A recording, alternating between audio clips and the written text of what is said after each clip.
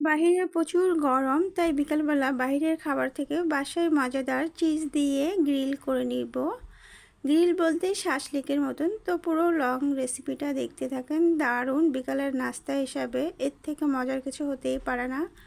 এখানে আমি কিছু মুরগির মাংস নিয়ে নিয়েছি ছোটো ছোটো কিউব করে কেটে, আর এখানে কিছুটা নিয়েছি অন্য একটা জিনিস বানাবো। তো দুইটা যেহেতু বানাবো একই টাইপের মশলা, এখানে আধা চামচ আদা বাটা, আধা চামচ রসুন বাটা, আধা চামচ মরিচের গুঁড়ো, তারপরে গোলমরিচের গুঁড়ো দিব, সয়া সস 1 চামচের মতন দিয়ে দেব, দিয়ে 1 চামচের মতন লেবুর রস আমি চিপে দিছি, আন্দাজ হয়ে গেছে 1 চামচ। কিছুটা লবণ অবশ্যই আন্দাজ মতন দিবেন, কারণ সয়া সসে কিন্তু এমনিতে প্রচুর লবণ থাকে। এভাবে কিউব করে কেটে এটা আধা ঘন্টা 1 ঘন্টার মতন রেখে দিবেন। রেখে দিলে মাংসের ভিতরে ভালো মতন মশলাটা ঢুকে যাবে। তো একদম ভালো করে মাখবেন যেন মশলাটা ভিতরে ঢুকে। তো সেটা আমি 2 ঘন্টার জন্য রেখে দিয়েছি। 2 ঘন্টা পরেই কিন্তু কাজটা করতে আসছি। এখানে আমি বেসন নিয়ে নিয়েছি 4 টেবিল চামচের মতো, মানে আমার আন্দাজ মতন যতটুকু ড্রো লাগবে অতটুকুই ড্রো আপনাদের আন্দাজ মতন করে নেবেন। বেশি করলে বেশি করে গোলাবেন। এখানে কিছুই না, জাস্ট মরিচের গুঁড়ো আর বাসা করা একটা চাট মশলা 1 চামচ দিয়ে দিয়েছি।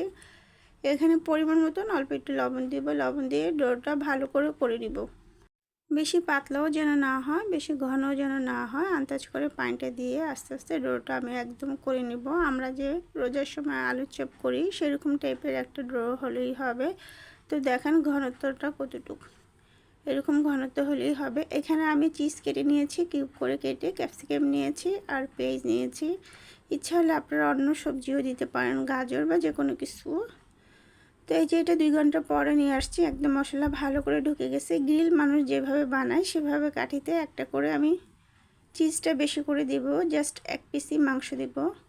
তো এখানে 2টা পেঁয়াজ, একটা করে ক্যাপসিকাম দিয়ে এভাবে আমি সবগুলো করে নিব।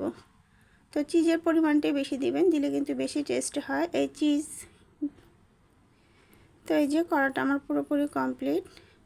তো শাসলিকের ভিতরে এখন যেন মশলা ঢুকে সেই পরিমাণে আপনারা যেটা ভালো করে চুবিয়ে একদম গরম তেলে কিন্তু ঢালতে হবে। গরম তেলে এগুলো একদম লাল লাল করে ফ্রাই করে নেবেন।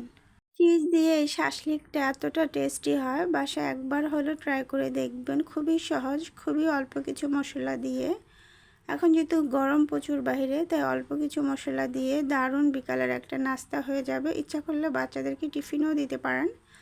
বাচ্চারা কিন্তু এই ধরনের খাবারগুলো বেশি খেতে পছন্দ করে। তো আমি একদম লাল লাল সবগুলো একদম লাল লাল ফ্রাই করে ভেজে নিব। বিকালের নাস্তা হঠাৎ করে কোনো গেস্ট আসলে দিতে পারবেন। এটা করে বাসায় ফ্রিজেও রেখে দিতে পারবেন প্রয়োজন করে। আর বাচ্চাদের টিফিনে দিলেও বাচ্চারাও খুশি হয়ে যাবে। বিকালে দারুণ একটা নাস্তা হয়ে যাবে চায়ের সাথে। সহজ করে যেটা দেখানো যায় ব্যস্ততার শহরে, সেটাই সবসময় আপনাদের সাথে দেখানোর ট্রাই করি।